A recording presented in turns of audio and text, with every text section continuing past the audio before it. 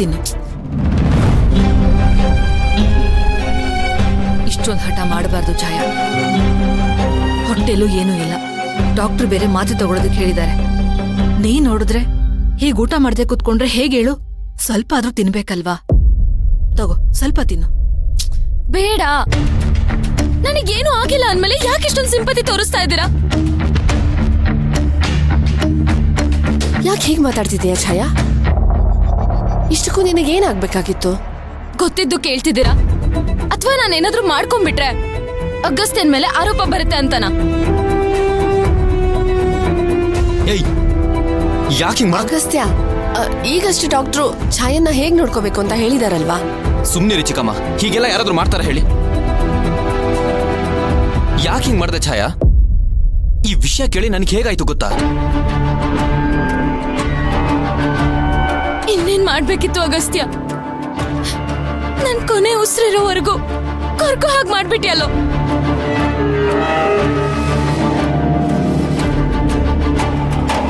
ಛಾಯಾ, ಈಗದನ್ನೆಲ್ಲ ಮಾತಾಡೋ ಅವಶ್ಯಕತೆ ಇಲ್ಲ. ನಿನಗೆ ರೆಸ್ಟ್ ಬೇಕು ಅಂತ ಡಾಕ್ಟರ್ ಹೇಳಿದ್ದಾರೆ. ಮಾತಾಡಿ ಆಯಾಸ ಮಾಡ್ಕೋಬೇಡ. ತಗೋ, ಊಟ ಮಾಡು. ನಾನು ಆಗ್ಲಿಂದ ಬೇಡ ಅಂತಿರೋದು ಅರ್ಥ ಆಗ್ತಾ ಇಲ್ವಾ?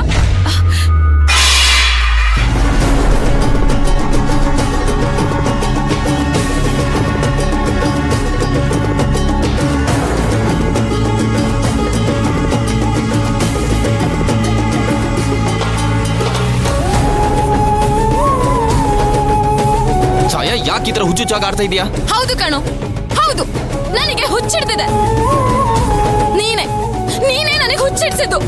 ಛಾಯಾ, ನನಗೆ ಅಗಸ್ತ್ಯ, ನೀನ್ ಸ್ವಲ್ಪ ಸುಮ್ಮನೆ ಇರು. ಏನ್ ಸುಮ್ನಿರೋದಮ್ಮ? ಭಕ್ತಿ, ಅಗಸ್ತ್ಯ,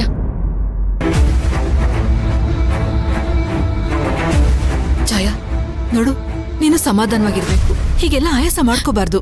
ಇಲ್ಲೇ ಇದ್ರೆ ನನಗಿನ್ನು ಹುಚ್ಚು ಜಾಸ್ತಿ ಆಗುತ್ತೆ ಅಗಸ್ತ್ಯ.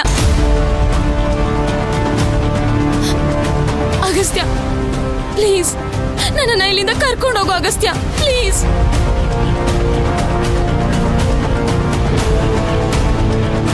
ಮಾತಾಡು ಅಗಸ್ತ್ಯ, ಯಾಕೇನು ಮಾತಾಡ್ತಾ ಇಲ್ಲ? ಚಿಕ್ಕ ವಯಸ್ಸಿಂದ ನಿನ್ ಜೊತೆಲಿದ್ದೋಳ್ನ ಹೀಗ್ ನಡು ನೀರಲ್ಲಿ ಬಿಟ್ಟು ಹೋಗ್ತೀಯಾ? ಹೇಳು ಅಗಸ್ತ್ಯ.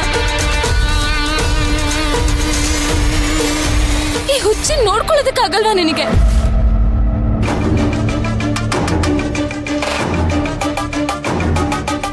ಮತ್ತೆ ಹೇಳ್ತಾ ಇದ್ದೀನಿ, ನೀ ನನ್ ಮಾತು ಕೇಳಲಿಲ್ಲ ಅಂದ್ರೆ ನಾನೇನಾದ್ರೂ ಮಾಡ್ಕೊಂಡ್ಬಿಡ್ತೀನಿ. ಛಾಯಾ, ಏನ್ರಿ ನಡೀತಾ ಇದೆ ಇಲ್ಲಿ? ಇವ್ರಿಗೆ ಸ್ಟ್ರೆಸ್ ಕೊಡ್ಬೇಡಿ ಅಂತ ಈಗಷ್ಟೇ ಹೇಳ್ದೆ ಅಲ್ವಾ? ನಿಮ್ಗೆ ಅವ್ರ ಪರಿಸ್ಥಿತಿಯ ಸೀರಿಯಸ್ನೆಸ್ ಅರ್ಥ ಆಗ್ತಾ ಇಲ್ವಾ?